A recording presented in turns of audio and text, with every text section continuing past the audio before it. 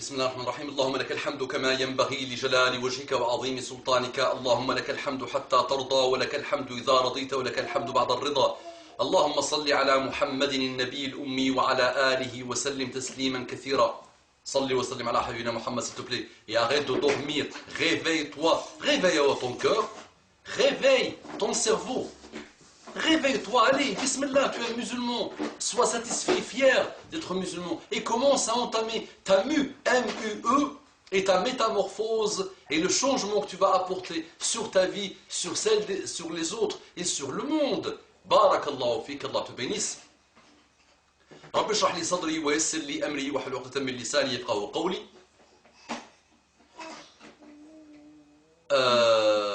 Amin, ya Rabbal Alamin, un grand dua de Moussa. Qu'est-ce qui m'est arrivé? Je me suis déconcentré. Je suis en train de réfléchir parce que j'ai entamé quelques petits rappels autour de la purification, de l'odo, de salat, ce type de choses. Et je me dis que ces 10 minutes ne servent pas à grand chose, c'est tout peu, 10 minutes. Ce YouTube, voilà. Mais on va évoluer, Inch'Allah, un jour ou l'autre vers une création du site internet où je pourrai faire des rappels plus longs. Donc, salam alaikum wa rahmatullahi wa barakatuhu, que la paix d'Allah subhanahu wa ta'ala, sa miséricorde et ses bénédictions soient sur vous, mes frères et sœurs partout dans le monde. Bonjour mes frères et sœurs en humanité.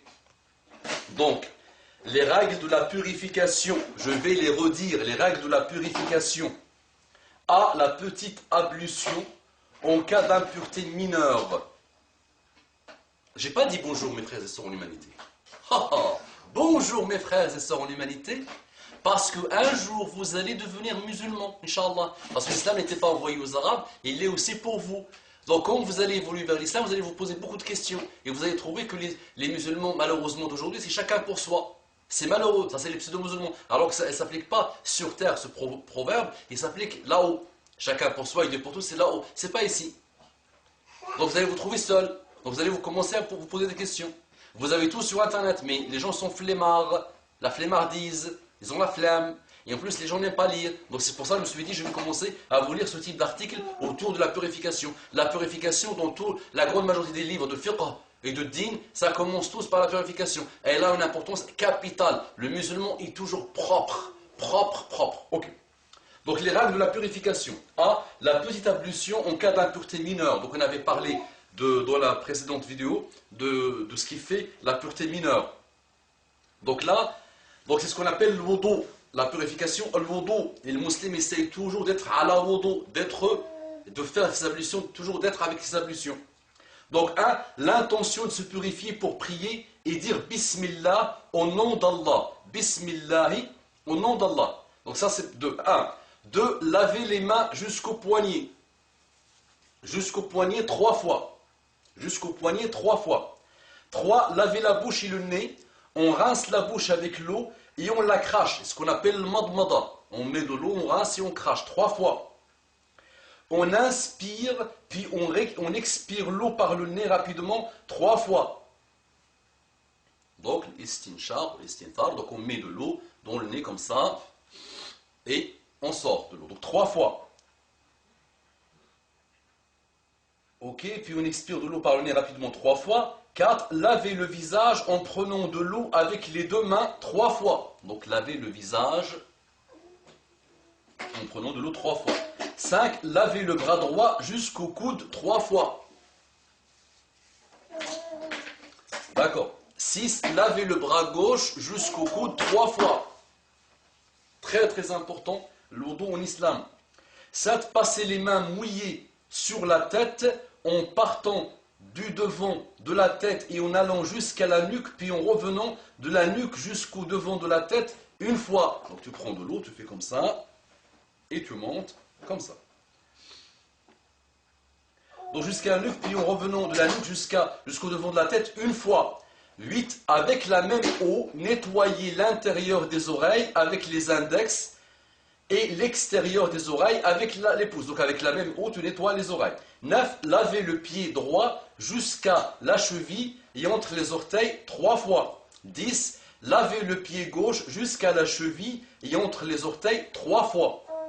Voilà, donc ça, c'est le wudu, c'est ce qu'on appelle le wudu. Et le musulman doit toujours être à la wudu et La science s'est intéressée à cette manière de se purifier chez les musulmans et elle est bonne, très bonne pour la santé et pour la propreté.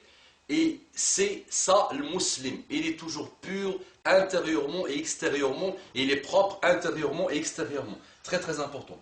Donc B, la grande ablution en cas d'impureté majeure. Donc ce qu'on appelle al-ghusl. En arabe littéraire, al-ghusl.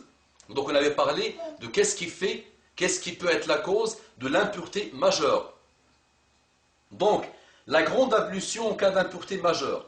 1. Avoir l'intention de se purifier de l'impureté majeure et dire Bismillah. Donc on a dit l'intention niya, c'est pas tu te lèves et tu dis je vais faire ça, je vais faire ça, je vais faire mon dos. Non, c'est à l'intérieur du cœur. C'est l'intention du cœur. Sinon, le dire avec la voix, la bouche, c'est une bid'a, c'est une innovation. L'intention niya fait le qalb, fait le cœur, pas dans la bouche. Donc, avoir l'intention de se purifier de l'impureté majeure et dire Bismillah, au nom d'Allah. 2. Laver les parties génitales. 3. Laver les mains jusqu'au poignet, 3 fois. 4. Laver la bouche et le nez. On rince la bouche avec l'eau et on la crache. On inspire puis on expire l'eau par le nez rapidement 3 fois. Donc c'est comme si on commence un wudu simple. Le ghusl, donc c'est comme si on commence un wudu simple. 5. Laver le visage en prenant de l'eau avec les 2 mains, 3 fois. 6. Laver le bras droit jusqu'au coude, 3 fois. 7. Laver le bras gauche jusqu'au coude, 3 fois. 8.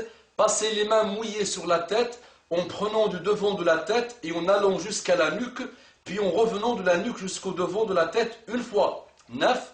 Avec la même eau, nettoyer l'intérieur des oreilles avec les index et l'extérieur des oreilles avec les pouces, une fois.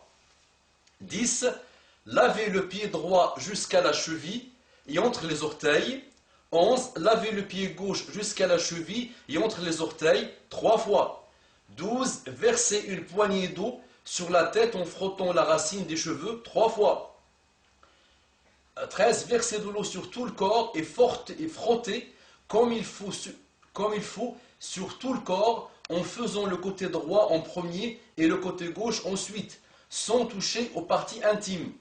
14. On lave le pied droit et le pied gauche jusqu'à la cheville et entre les orteils. Donc le wudu al-akbar, le ghusl, c'est très très très important. Donc on a parlé de qu'est-ce qui fait qu'on peut être dans un état d'impureté, de grande impureté. Donc là, c'est ce qui explique le ghusl, comment on fait le ghusl. Donc pour faire la prière, le wudu, si on a eu quelque chose qui a fait l'impureté mineure, le ghusl, c'est quand il y a une impureté majeure. Par exemple, l'acte sexuel, voilà, avec ou sans éjaculation, tu dois te laver, tu dois faire le ghusl. D'accord? Donc maintenant, Inch'Allah, on va entamer dans les règles de la salat, la prière. Et je sais qu'il ne restera pas grand-chose, Inch'Allah. Je vais juste essayer de tourner autour de la prière. J'ai déjà fait quelques interventions. Alhamdoulilah, il y en a tellement sur Internet et dans les livres. C'est vraiment extrêmement important. Tu es avec la prière, tu es loin des malheurs. Tu délaisses la prière, les malheurs arrivent. Il n'y a pas une histoire qu'on a entendue, ou qu'on a vue, ou qu'on a observée de quelqu'un qui s'est transformé en shaitan, qui a commencé à concurrencer shaitan dans le mal, à essayer d'être avec lui en enfer. Il commence toujours par délaisser la prière. Mon mari a commencé à me taper, c'est quand il a délaissé la prière. Mon mari a commencé, ma femme a commencé à faire ci, c'est quand elle a commencé à délaisser la prière. Tous les malheurs, ça arrive quand on délaisse la prière. Et c'est extrêmement important. Et quand tu es musulman, tu dois savoir que c'est le deuxième pilier. Et vous savez ce que c'est qu'un pilier? Si le pilier n'est pas là, la maison tombe. Et ça ne sert plus à rien. D'accord? Donc l'islam, la prière a une importance capitale. Et tout ce qui tourne autour de la prière, on doit lui accorder une importance capitale. À commencer par la purification, en passant par le temps, le waqt de la prière. On doit toujours faire en sorte de la faire à l'heure. Passons par la faire à la mosquée pour les hommes, dans la mesure du possible, comme ils peuvent. Voilà. Donc vraiment très important pour nous. Je continuerai Inch'Allah la prochaine intervention autour de ça. Allahumma salli wa sallim ala habina Muhammad. Allahumma akhlis niyatina. Allahumma urdani likardan jamila.